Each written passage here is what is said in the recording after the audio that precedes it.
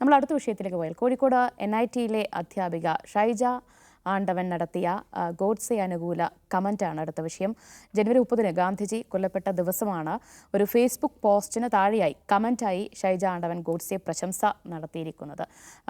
ഗോഡ്സെ പോലൊരാളിൽ ഞങ്ങൾ അഭിമാനം കൊള്ളുന്നു എന്ന തരത്തിലായിരുന്നു ഷൈജ ആണ്ടവൻ ഒരു കമന്റ് ഇട്ടത്. അത് വലിയ വിവാദമായി, ചർച്ചയായി, വലിയ എതിർപ്പുകൾ ഒരു വശത്ത് ഉയർന്നു വന്നുകൊണ്ടിരിക്കുകയാണ്. എന്തായാലും രാജ്യദ്രോഹ കുറ്റമാണ് ഷൈജ ആണ്ടവൻ നടത്തിയത്. ഗാന്ധിജി അപമാനിക്കാൻ ശ്രമിച്ചു, അതുകൊണ്ട് കേസെടുക്കണമെന്ന ആവശ്യമുയർന്നു. അതിന് പിന്നാലെ ഇപ്പോൾ പോലീസ് കേസെടുത്തിട്ടുണ്ട്. തുടർ നടപടികളിലേക്ക് കടക്കുകയാണ്. അജിം സർ, ഷൈജ ആണ്ടവൻ്റെ ഫേസ്ബുക്ക് കമൻറ്റിലൂടെ എന്താണ് മനസ്സിലാക്കേണ്ടത്? ഒരു സംഘപരിവാർ വൽക്കരണം സർവകലാശാലകളിൽ നടക്കുന്നതിൻ്റെ ഒരു സൂചനയാണോ, അതോ രാജ്യത്ത് ഗോഡ്സെ ഭക്തർ ഏറി വരുന്നതിൻ്റെ ഒരു സൂചനയാണോ?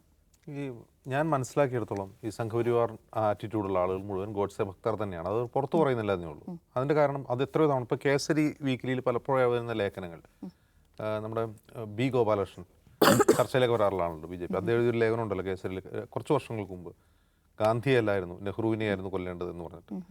അപ്പോൾ നമ്മൾ തന്നെ ആള് മാറിപ്പോയി എന്നാണ് പറയുന്നത്. അപ്പോൾ ഈ ഉള്ളിൻ്റെ ഉള്ളിൽ ഗോഡ്സെ ആരാധിക്കുകയും ഇപ്പം ഇന്ന് ഗോഡ്സെയുടെ ചിത്രം കത്തിച്ചിട്ടുണ്ട് ABVP ക്യാമ്പസിൽ. എന്തുകൊണ്ടാണെന്ന് വെച്ചാൽ ഞങ്ങൾ ഇവരുടെ കൂടെ ഇല്ല എന്ന് ആൾക്കാരെ അറിയിക്കണം. അതിനുവേണ്ടി മാത്രമാണ്. നിങ്ങളത് പറഞ്ഞോ പക്ഷേ ഞങ്ങളിവിടെ കത്തിക്കും, അത്രേ ഉള്ളൂ അതിൽ. അതിനെ വെച്ചാൽ ഗാന്ധി അവരെ ശത്രുവാണ്, എല്ലാ കാലത്തും ശത്രുവായിരുന്നു. ഗാന്ധി എപ്പോഴാണ് ഇവർ അപ്രോപ്രിയേറ്റ് ചെയ്യാൻ തുടങ്ങിയെന്ന് വെച്ചാൽ ഈ മോദി റെജീം വരുന്നതിന് ശേഷമാണ്, 2014 ശേഷമാണ് ഗാന്ധിയെക്കുറിച്ച് RSS സംസാരിക്കാൻ തുടങ്ങുന്നത് തന്നെ. അല്ലാതെ അതിനു മുമ്പ് ഗാന്ധിയെ പറ്റി സംസാരിക്കാറുണ്ടോ? ഗാന്ധിയെ പറ്റി മിണ്ടാറുണ്ടോ? ഗാന്ധിയെ കൊന്ന കോസ് ഇട്ടല്ലോ. എന്തിനു വേണ്ടിയാണ് കൊന്നെന്ന് പറയുമ്പോൾ ഇപ്പോൾ രാജ്യത്തെ വിഭജിച്ചു എന്നാണ് പറയുന്നത്. രാജ്യത്തെ വിഭജിച്ചു ഗാന്ധി എന്ന് പറഞ്ഞാൽ ഗാന്ധിജി വിഭജനത്തിനെതിരായിരുന്നു. മഹാത്മാഗാന്ധി വിഭജനത്തിനെതിരായിരുന്നു. പക്ഷേ അതേസമയം തന്നെ എന്താണ് രാജ്യത്തെ വിഭജിക്കുക എന്ന് പറഞ്ഞാൽ ദ്വിരാഷ്ട്ര സിദ്ധാന്തം ആദ്യമായിട്ട് ഉന്നയിക്കുന്നവരാണ് VD സവർക്കറും ഹിന്ദു മഹാസഭയാണ് ആദ്യമായി 2 രാജ്യം വേണം, 2 മതവിഭാഗങ്ങൾക്ക് 2 രാജ്യം വേണമെന്ന് ആവശ്യം ഉന്നയിക്കുന്നത്. അന്ന് മുസ്ലിം ലീഗ് പോലും ആവശ്യം ഉന്നയിച്ചിട്ടില്ല. മുസ്ലിം ലീഗ് അത് കഴിഞ്ഞും ഒരു 1.5 പതിറ്റാണ്ട് കഴിഞ്ഞിട്ടാണ് അവരുടെ പ്രമേയം വരുന്നത്, ദ്വിരാഷ്ട്ര സിദ്ധാന്തം എന്നുള്ള പ്രമേയം വരുന്നത്. അപ്പോൾ പോലും അതിനുശേഷവും ഇത് വിഭജനത്തിലേക്ക് പോകുമ്പോൾ പോലും ഗാന്ധി എന്താണ് പറയുന്നത്? ഒരിക്കലും വിഭജനത്തെ അനുകൂലിച്ചിട്ടില്ല. പിന്നെ എന്തിനാണ് ഗാന്ധിയെ കൊന്നത്? ഗാന്ധിയെ കൊന്നത് വിഭജനത്തിൻ്റെ പേരിലല്ല. ഗാന്ധി മുന്നോട്ട് വയ്ക്കുന്ന ഒരു ഐഡിയൽ ഉണ്ട്. ആ ഐഡിയൽ എന്ന് പറയുന്നത് അദ്ദേഹം ഒരു പ്രാക്ടീസിങ് ഹിന്ദുവാണ്. സവർക്കറെ പോലെ യുക്തിവാദിയായ ഹിന്ദു അല്ല. യുക്തിവാദിയായിക്കൊണ്ട് ഹിന്ദുക്കളെ സൈനികവൽക്കരിക്കണം, രാഷ്ട്രീയത്തെ ഹിന്ദുവൽക്കരിക്കണം എന്ന് പറഞ്ഞാൽ യുക്തിവാദിയല്ല, സവർക്കറല്ല ഗാന്ധി. ഗാന്ധി എന്ന് പറഞ്ഞാൽ അദ്ദേഹത്തിൻ്റെ ഹിന്ദു മതം എന്ന് പറഞ്ഞാൽ സ്പിരിച്വാലിറ്റിയാണ്. ആ സ്പിരിച്വാലിറ്റിയുടെ പുറത്താണ് അദ്ദേഹത്തിൻ്റെ രാഷ്ട്രീയം പടുത്തുയർത്തിയിട്ടുള്ളത്. അത് അദ്ദേഹം വിശദമായിട്ട് എഴുതുകയും പറയുകയും ചെയ്തിട്ടുള്ള കാര്യമാണല്ലോ. അദ്ദേഹത്തിൻ്റെ ഹിന്ദു മതം എന്ന് പറയുന്നത് സ്പിരിച്വാലിറ്റിയാണ്. ആ സ്പിരിച്വാലിറ്റിയുടെ മുകളിലാണ് അദ്ദേഹം രാമരാജ്യം എന്നൊരു ക്ഷേമരാഷ്ട്രത്തെക്കുറിച്ച് സംസാരിക്കുന്നത്. ആ രാമരാജ്യത്തെക്കുറിച്ച് അദ്ദേഹം വിശദമായി സംസാരിക്കുന്നുണ്ട്. എൻ്റെ രാമരാജ്യം എങ്ങനെയാണ്, അവിടെ നീതി എങ്ങനെയാണ് പുലരുന്നത്, അവിടെ സത്യം എങ്ങനെയാണ് ജയിക്കുന്നത് എന്ന് അദ്ദേഹം വിശദമായി പറഞ്ഞിട്ടുണ്ട്. അപ്പോൾ ഈ പറയുന്ന ഐഡിയലിന് മുഴുവൻ എതിരാണ് സംഘപരിവാർ. അതുകൊണ്ടാണ് അദ്ദേഹത്തെ കൊന്നു കളഞ്ഞത്. കാരണം അദ്ദേഹം എന്താ ചെയ്തത്? അദ്ദേഹം ഈ ഗാന്ധി എന്ന് പറയുന്ന മനുഷ്യൻ, അദ്ദേഹത്തിൻ്റെ എല്ലാ വീഴ്ചകളും വിമർശനങ്ങളൊക്കെ അദ്ദേഹത്തിന് നേരെയുണ്ട്. എങ്കിൽ പോലും അദ്ദേഹം ഇന്ത്യയിലെത്തി ഒരു ഫക്കീറിനെ പോലെ, ഒരു അർത്ഥനഗ്നായ സന്യാസിയായി ഈ രാജ്യം മുഴുവൻ നടന്ന് ജനങ്ങളെ സംഘടിപ്പിച്ച് ബ്രിട്ടീഷുകാർക്കെതിരെ നോൺ വയലൻറ്റ് അഹിംസാപരമായ ഒരു സമരം ചെയ്ത് ഒരു കൊളോണിയൽ ശക്തിയെ പുറത്താക്കി. അത് ഈ വെടിവെച്ച് വന്ന ഇന്ത്യക്കാർക്കാണ് അദ്ദേഹത്തിന് വിലയില്ലാതുള്ളൂ. ലോകം ആദരവോടെ. ഐൻസ്റ്റീൻ എന്താ പറഞ്ഞത്? ഇങ്ങനൊരു മനുഷ്യൻ ജീവിച്ചിരിക്കുന്നു എന്ന് വരും തലമുറ അത്ഭുതപ്പെടും. ഇങ്ങനൊരു മനുഷ്യൻ ലോകത്ത് ജീവിച്ചിരുന്നു എന്ന് വരും തലമുറ അത്ഭുതപ്പെടുമെന്ന് ഐൻസ്റ്റീൻ പറഞ്ഞത് എന്തുകൊണ്ടാണ്? മനുഷ്യർക്ക് ഒരുപക്ഷെ അസാധ്യമെന്ന് പറയാവുന്ന കാര്യമാണ് അദ്ദേഹം ഇന്ത്യയിൽ ചെയ്തത്. അത് നോൺ വയലൻ്റ് ആയിട്ടുള്ള ഒരു സമരം, ഇന്ത്യ പോലൊരു വലിയ രാജ്യത്ത് ഒരു ആയുധം എന്തി നിൽക്കുന്ന ഒരു കൊളോണിയൽ ശക്തിക്കെതിരെ സമരം ചെയ്ത് ജയിക്കുക. വേറെ എത്രയോ സ്വാതന്ത്ര്യ സമരം കടന്നുപോയിട്ടുണ്ട് ഇല്ലേ? ബംഗ്ലാദേശ് വിമോചനം, ബംഗ്ലാദേശ് സ്വാതന്ത്ര്യ സമരം രക്തരൂക്ഷിതമാണ്. ലോകത്ത് നടന്ന മുഴുവൻ കൊളോണിയൽ വിരുദ്ധ സ്വാതന്ത്ര്യ സമരങ്ങളും രക്തരൂക്ഷിതമായിരിക്കെ നോൺ വയലൻ്റായി ജനങ്ങളെ സംഘടിപ്പിച്ചൊരു കൊളോണിയൽ ശക്തിയെ പുറത്താക്കി. അദ്ദേഹത്തിൻ്റെ ഐഡിയോളജി എന്താണെന്ന് സംഘപരിവാറിന് നന്നായിട്ട് അറിയാം. ആ ഐഡിയോളജിയെ സംഘപരിവാറിന് ഭയമായിരുന്നു. അതുകൊണ്ടാണ് അദ്ദേഹത്തെ കൊന്നു കളഞ്ഞത്. അതുകൊണ്ട് ഗോഡ്സെയാണ് കൊന്നത്, നമ്മളാണ് കൊന്നത്. ഇപ്പോൾ ഗോഡ്സെ ഞങ്ങളല്ല, അദ്ദേഹം RSS കാരനല്ല, ഹിന്ദു മഹാസഭക്കാരനാണെന്ന് പറയുന്നു. ഇത് രണ്ടും തമ്മിൽ എന്താ വ്യത്യാസം? അതാണ് ഒരു ക്വസ്റ്റ്യൻ. 1. 2, ഗോഡ്സെയുടെ ബന്ധുക്കൾ, ഇന്ന് ജീവിച്ചിരിക്കുന്ന ബന്ധുക്കൾ പറഞ്ഞാൽ അദ്ദേഹം RSS കാരൻ തന്നെയായിരുന്നു മരിക്കുന്നത് വരെ എന്നാണ്. അദ്ദേഹത്തെ തൂക്കിക്കൊല്ലുന്നവരെ അദ്ദേഹം RSS കാരനായിരുന്നു എന്നാണ് പറയുന്നത്. അപ്പോൾ ആര് പറയുന്നത് വിശ്വസിക്കുന്നു? അപ്പോൾ RSS കാരനായിരുന്നു അല്ലയോ എന്ന് തെളിയിക്കാൻ RSSന് ഒരിക്കലും എന്തല്ല മെമ്പർഷിപ്പ് രേഖകളോ രജിസ്ട്രിയോ മെമ്പർഷിപ്പ് കാർഡോ ഒന്നുമില്ല. അവർക്ക് മീറ്റിങ്ങിന് മിനിറ്റ്സ് പോലുമില്ല, സ്വന്തമായി ഭരണഘടന പോലുമില്ല. അത് മനസ്സിലാക്കണം.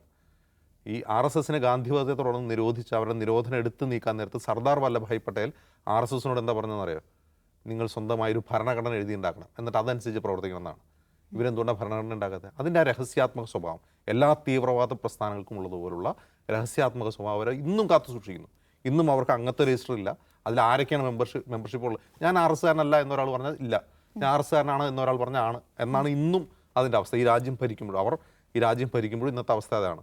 അവർക്ക് സ്വന്തമായി ഭരണഘടനയില്ല. അപ്പോൾ അങ്ങനെ വളരെ രഹസ്യാത്മകമായി കൗശലപൂർവ്വം പ്രവർത്തിക്കുന്ന ഒരു സംഘടന ആളെ കൊന്നതിൽ അവർ ആ ഐഡിയോളജിയോട് യോജിപ്പുള്ളവരൊക്കെ സന്തോഷമാണ്. ഗാന്ധി കൊല്ലപ്പെട്ടതിൽ സന്തോഷമാണ്. ആ സന്തോഷം വിദ്യാസമ്പന്നയായ ഒരു IIT പ്രൊഫസർ, IIT അല്ലത്, NIT പ്രൊഫസർ സന്തോഷം പ്രകടിപ്പിക്കുന്നു. ആ സന്തോഷം പ്രകടിപ്പിക്കുമ്പോൾ അങ്ങ് അത്ര സന്തോഷം പ്രകടിപ്പിക്കില്ല, നമ്മളെ കുഴപ്പത്തിലാക്കുമെന്ന് കൊണ്ടുകൊണ്ട് അവരുടെ വിദ്യാർത്ഥി സംഘടന പോയി ചിത്രം കത്തിക്കുന്നു. നാളെ കേസരി വാരികയിൽ ഇവരുടെ ലേഖനം പ്രത്യക്ഷപ്പെടാൻ സാധ്യതയുണ്ട്. ഈ പ്രൊഫസറുടെ ലേഖനവും പ്രത്യക്ഷപ്പെടാം. B. ഗോപാലകൃഷ്ണൻ എഴുതിയല്ല, അത്രേ പറയാം. യെസ് നിഷാദ്, ഇപ്പോൾ ജിംസ് പറഞ്ഞതുപോലെ സംഘപരിവാർ ഗോഡ്സെ ഭക്തർ തന്നെയാണ്. പക്ഷേ അത് മുൻപ് ഇത്രയധികം തുറന്നു പറഞ്ഞില്ല. പക്ഷേ ഇതിപ്പോൾ പരസ്യമായി പറയാം എന്നൊരു സിറ്റുവേഷനിൽ എത്തിയിരിക്കുകയാണ്. സംശയമില്ല, കേരളത്തിലടക്കം ഇനി തുറന്നു പറഞ്ഞാൽ ഒന്നും സംഭവിക്കില്ല എന്നുള്ള അമിതമായ ആത്മവിശ്വാസം ഈ പറയുന്ന ആളുകൾക്കെല്ലാം വന്നിരിക്കുന്നു എന്നതാണ്. നോർത്ത് ഇന്ത്യയിലെ ഈ BJP രാഷ്ട്രീയക്കാരിൽ നമ്മൾ എത്രയോ തവണ ഇത് കേട്ടിട്ടുണ്ട്. ഇന്നിപ്പോൾ ABVP-ക്കാർ ഞങ്ങളല്ല ഗോഡ്സെ എന്താ പറഞ്ഞത്, ഞങ്ങൾ ഗോഡ്സെ ഓൺ ചെയ്യുന്നില്ല, മഹാത്മാഗാന്ധിയെ കൊന്നയാളും ഞങ്ങൾ തമ്മിൽ ബന്ധമൊന്നുമില്ല എന്ന് പറയുന്നു. പക്ഷേ BJP-ക്കാർ നോർത്ത് ഇന്ത്യയിൽ പലയിടത്തായി ഇത് പറഞ്ഞുകൊണ്ടേയിരിക്കുകയാണ്. പ്രഗ്യാ സിംഗ് ഠാക്കൂറാണ് പറഞ്ഞത് ഇദ്ദേഹം മഹാനായ മനുഷ്യനാണ് എന്ന്. ഫൈനലി അവർക്കത് വിഡ്രോ ചെയ്യേണ്ടി വന്നു. ഗിരിരാജ് സിംഗ് എന്ന് പറഞ്ഞൊരു കേന്ദ്രമന്ത്രി പറഞ്ഞു ഇന്ത്യയുടെ സത്പുത്രനാണ് ഈ ഗോഡ്സെ എന്ന്. എന്നിട്ട് അവർക്കെതിരെ BJP നിന്ന് നടപടി ഉണ്ടായോ? BJP അവരെ പുറത്താക്കിയോ?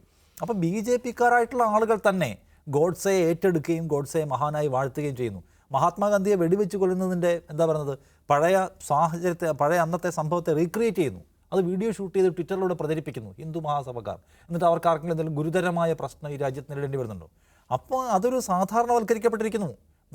മഹാത്മാഗാന്ധിയേക്കാൾ വലുതായി ആദരിക്കപ്പെടേണ്ടത് ആരാണ് എന്ന കാര്യത്തിൽ ഭരണകൂടം തന്നെ വളരെ ഇൻവിസിബിളായ മെസ്സേജ് ജനങ്ങൾക്ക് കൊടുക്കുന്നുണ്ട്. ഇപ്പോൾ കേരളത്തിൽ പോലും ഇത് പറയാം. കേരളത്തിലാണ് ഏറ്റവും കൂടുതൽ ഞെട്ടൽ. കേരളത്തിന് പുറത്ത് ആർക്കും അങ്ങനെ വലിയ ഒരു ഞെട്ടലുമില്ല. കേരളത്തിലായതുകൊണ്ട് ഈ ഞെട്ടൽ, കേരളത്തിലായതുകൊണ്ട് മാത്രമാണ് ABVP ഇങ്ങനെ ഒരു പരിപാടി സംഘടിപ്പിച്ചത്. കാരണം ഈ ക്യാമ്പസിൽ ഈ സ്ഥിതി ചെയ്യുന്നത് കേരളത്തിലാണ്. കേരളത്തിന് പുറത്ത് ആ ക്യാമ്പസിന് പുറത്തുള്ള SFI-ക്കാരും DYFI-ക്കാരും എല്ലാം പരാതിയും പ്രതിഷേധങ്ങളുമായിട്ട് രംഗത്ത് വന്നിരിക്കുന്നു. അപ്പോൾ സാമാന്യപരമുള്ള മനുഷ്യരുടെ മുമ്പിൽ പിടിച്ചിരിക്കണമെങ്കിൽ ഇങ്ങനൊരു പബ്ലിക് സ്റ്റാൻഡ് എടുക്കണമെന്ന് തോന്നുന്നതുകൊണ്ട് മാത്രം ABVP ഒരു സമരം നടത്തുകയാണ്. കേരളത്തിന് പുറത്തായിരുന്നുവെങ്കിൽ ഗോഡ്സെയെ ഒരു അധ്യാപിക പിന്തുണച്ചതിൻ്റെ പേരിൽ ABVP ഒരു സമരവും നടത്താൻ പോകുന്നില്ല. അപ്പോൾ കേരളത്തിലിരുന്നു കൊണ്ട് ഷൈജ ആണ്ടവൻ എന്ന് പറയുന്ന ഒരാൾക്ക് ഒരു ഹിന്ദുത്വ ഭീകരനെ പിന്തുണയ്ക്കാൻ കഴിയുന്നു. മാധ്യമങ്ങൾ വിളിച്ചു ചോദിക്കുമ്പോൾ ഞാനതിൽ ഉറച്ചു നിൽക്കുന്നു എന്ന ആത്മവിശ്വാസത്തോടെ പറയാൻ കഴിയുന്നു. അതെങ്ങനെ സംഭവിക്കുന്നു എന്ന കാര്യം നമ്മൾ കേരള പെർസ്പെക്റ്റീവിലും പ്രത്യേകമായി ചിന്തിക്കേണ്ട കാര്യമാണ്. ഈ പോസ്റ്റ് ഇടുന്നത് ഹൈക്കോടതിയിലെ ഒരു വക്കീലാണ്, നിരന്തരമായി വർഗീയ വിഷം തുപ്പുന്ന ഒരാൾ. അയാൾക്ക് എന്തും പറയാം, എന്തെങ്കിലും. അപ്പോൾ അയാൾക്ക് എന്ത് വൃത്തികേടും എന്ത് വിഭജനവും എന്ത് മാലിന്യവും ചൊരിയാൻ കഴിയും എന്ന നില ഇന്ന് ഈ കേരളത്തിലുണ്ട്. അയാളുടെ പോസ്റ്റിന് താഴെയുള്ള കമൻറ്റിൽ അതിനപ്പുറത്തേക്കുള്ള മാലിന്യം നമ്മൾ സ്വാഭാവികമായിട്ടും പ്രതീക്ഷിക്കണം. അപ്പോൾ ഈ ഹേറ്റിനെതിരെ വളരെ കൃത്യമായ നടപടി ഉണ്ടാവാത്ത നാടാണിത്. ഇവിടവും ഭരിക്കുന്നത് നമ്മൾ തന്നെയാണ്. വിജയൻ കസേരയിൽ ഇരിക്കുന്നേ ഉള്ളൂ എന്ന കോൺഫിഡൻസാണ് ഇവരെ കൊണ്ട് ചെയ്യിപ്പിക്കുന്നത്. പിണറായി വിജയനോട് പൗരത്വ നിയമ ഭേദഗതി നടപ്പിലാക്കില്ല എന്ന് പറയുന്നു. അല്ലെങ്കിൽ പിണറായി വിജയൻ എന്താ പറയുക, അന്തർദേശീയ വിഷയങ്ങളിലടക്കം ന്യൂനപക്ഷങ്ങൾ നേരിടുന്ന പ്രശ്നങ്ങളടക്കം വളരെ കർക്കശമായ നിലപാട് സ്വീകരിക്കുന്നു. ഏക സിവിൽ കോഡ് വിഷയത്തിൽ സംസാരിക്കുന്നു. ഒക്കെ ശരിയാണ്. പക്ഷേ ഇടതുപക്ഷത്തിൻ്റെ ആ നിലപാട് ന്യൂനപക്ഷങ്ങളെ സംബന്ധിച്ച് സമാശ്വാസം നൽകുന്ന ഒന്നായിരിക്കുമ്പോൾ തന്നെയും ജനാധിപത്യത്തെ സംബന്ധിച്ച് സമാശ്വാസം നൽകുന്ന ഒന്നായിരിക്കുമ്പോൾ തന്നെയും അതിനകത്ത് പ്രവർത്തിക്കാനുള്ള ശേഷി ലെഫ്റ്റിന് കുറവാണെന്ന് നമുക്കറിയാം. കാരണം അവരുടെ ഒരു വനരോധനമാണ് ആ കാര്യത്തിൽ. അവർക്ക് പ്രവർത്തിക്കാൻ ശേഷിയുള്ള എവിടെയാണ്? അവർക്ക് അധികാരമുള്ള, അവർ വിചാരിച്ചാൽ കാര്യങ്ങൾ ചെയ്യാൻ പറ്റുന്ന നാടാണ് കേരളം. ഈ കേരളത്തിൽ അവർ ഹേറ്റിനെ അവരുടെ അധികാരം ഉപയോഗിച്ചുകൊണ്ട് എങ്ങനെ തടയുന്നു? സാംസ്കാരിക ഹിന്ദുത്വയുടെ കടന്നുവരവിനെ അവരെങ്ങനെ തടയുന്നു എന്ന ചോദ്യത്തിന് അവരൊന്നും ചെയ്യുന്നില്ല എന്നതാണ് ഷൈജ ആണ്ടവൻ്റെ ആത്മവിശ്വാസം. ഇന്നിപ്പോൾ DYFI കേസ് കൊടുക്കുകയും ഫോഴ്സ് ചെയ്യുകയും ചെയ്യുന്നുണ്ട്. പോലീസ് തെളിവെടുക്കാൻ പോയിട്ടുണ്ട്, മെറ്റയോട് വിവരങ്ങൾ ചോദിക്കുകയും വെച്ചിട്ടുണ്ട്. അങ്ങനെ പോലീസ് ആരോട് ചോദ്യം ചോദിച്ചിട്ടുണ്ട്? കളമശ്ശേരിയിലെ ഈ സ്ഫോടനവുമായി ബന്ധപ്പെട്ട്, കളമശ്ശേരിയിൽ നമുക്കറിയാലോ, കളമശ്ശേരിയിൽ ഒരു പ്രാർത്ഥനാ ഹാളിൽ നടന്ന ഭീകരാക്രമണവുമായി ബന്ധപ്പെട്ട് വലിയ തോതിൽ ഹേറ്റ് സ്പ്രെഡിന് പോലീസ് ഇവിടെ കേസ് എടുത്തിട്ടുണ്ട്. അടക്കം പോലീസ് എന്താ ചെയ്തിട്ടുള്ളത്? ആ കേസിന്മേൽ എന്തെങ്കിലും പോലീസ് ചെയ്യുന്നുണ്ടോ? ആ കേസ് എടുത്തപ്പോൾ തന്നെ തൂക്കം ഒപ്പിച്ച് പോലീസ് കേസ് എടുത്തിട്ടുണ്ട്. നമുക്ക് ബാലൻസ് ചെയ്ത് കാണാൻ പറ്റും. അതിനകത്ത് പോലീസ് ഒരു സ്റ്റെപ്പ് ചെയ്തിട്ടില്ല. നിയമസഭയിൽ ഈ സെഷനിൽ അതിൻ്റെ വിവരങ്ങൾ പുറത്തുവിട്ടല്ലോ, ഒരു നടപടി എടുത്തിട്ടുണ്ടോ? അപ്പോൾ വെറുപ്പ് പറയുന്ന മുഴുവൻ മനുഷ്യരെയും ആത്മവിശ്വാസമുള്ളവരാക്കി മാറ്റിയതിൻ്റെ ദുരന്ത ഫലം, തിക്തഫലം നമ്മളിവിടെ അനുഭവിക്കുകയാണ്. പക്ഷെ നേരെ മറിച്ച് നോക്കൂ, നമ്മുടെ രാഷ്ട്രത്തിന് മേലെ സ്വതന്ത്ര ഇന്ത്യയിലെ ഏറ്റവും ആദ്യത്തെ ഭീകരാക്രമണമാണ് ശരിക്കും പറഞ്ഞാൽ ഈ പറഞ്ഞ ഗാന്ധിവധം. അതിനുശേഷം നമ്മൾ ഒരുപാട് ഭീകരാക്രമണം കണ്ടിട്ടുണ്ട്. അജ്മൽ കസബ് എന്ന് പറയുന്ന ഒരാളാണല്ലോ ഇവിടെ വന്ന് മുംബൈ സ്ഫോടനത്തിൽ ഈ പാവപ്പെട്ട മനുഷ്യരെ വെടിവെച്ച് വന്നത്. അയാൾ നല്ല ആളാണെന്ന് നിങ്ങൾ ഫേസ്ബുക്കിൽ എഴുതി നോക്കി, അപ്പോൾ നിങ്ങളെ തൂക്കും. സമാനമായ ഒരു ക്രിമിനൽ ആൻഡ് ടെററിസ്റ്റാണ് ഈ പറഞ്ഞ ഗോഡ്സെ. അയാൾ കൊള്ളാവെന്ന് എഴുതാൻ, ഭാരതത്തിലെ ഒരുപാട് പേരുടെ ഹീറോ എന്ന് എഴുതാൻ ഇവിടെ പറ്റും. വീണ്ടും വീണ്ടും ബ്ലൂടിക്ക് പ്രൊഫൈലും വെച്ച് മുന്നോട്ട് പോകും. എത്ര പേര് നമ്മൾ കാണുന്നുണ്ട്. സോ ആ ഈ കോൺഫിഡൻസ് ഉണ്ടാകുന്നതിൻ്റെ ഉത്തരവാദിത്വത്തിന് ഭരണകൂടത്തിന് ഒഴിഞ്ഞു നിൽക്കാൻ കഴിയില്ല. വലിയ മതനിരപേക്ഷതയുടെ വലിയ നിലപാടുകൾ സ്വീകരിക്കുമ്പോൾ അധികാരം കയ്യിലുള്ള ചെയ്യാൻ കഴിയുന്ന സ്ഥലത്ത് എന്ത് ചെയ്യുന്നു എന്ന ക്വസ്റ്റ്യൻ ഇവിടുത്തെ സർക്കാരിനോടും ചോദിക്കപ്പെടുന്നുണ്ട്. ഇതിനകത്ത് ഒരു പുതുമയും ഞാൻ കാണുന്നില്ല. നാളെ ആൾക്കാർ എഴുതും, അവരിനി നേരത്തെ അജിംസുറുള്ള കേസരി ലേഖനം എഴുതും. നമ്മുടെ എന്താ പറയുന്നത്, നമ്മുടെ പ്രതിരോധത്തിന് എന്തുമാത്രം പൊളിറ്റിക്കൽ ക്ലാരിറ്റി ഉണ്ട്, എന്തുമാത്രം ശരിയായി ചെയ്യുന്നുണ്ട്, അത് നമ്മൾ ഡയലോഗ് മാത്രമേ ഉള്ളതെന്ന കാര്യം നമ്മൾ ആലോചിക്കേണ്ട ഒരു സന്ദർഭം കൂടി എന്ന് മാത്രമേ അതിനെക്കുറിച്ച് പറയാനുള്ളൂ. യെസ്, അതാണ് ഇവിടെ നമ്മുടെ രാഷ്ട്രപിതാവിനെ കൊലപ്പെടുത്തിയ ഗോഡ്സെയെ പുകഴ്ത്തുകയാണ്, അതിൽ അഭിമാനം കൊള്ളുകയാണ് ചിലർ. അത് വലിയ സൂചനയാണ് നൽകുന്നത്. ഒരു അപകടകരമായ ഭീതിതമായ ഒരു സാഹചര്യത്തിലേക്ക് പോകുന്നതിൻ്റെ സൂചന തന്നെയാണിത്.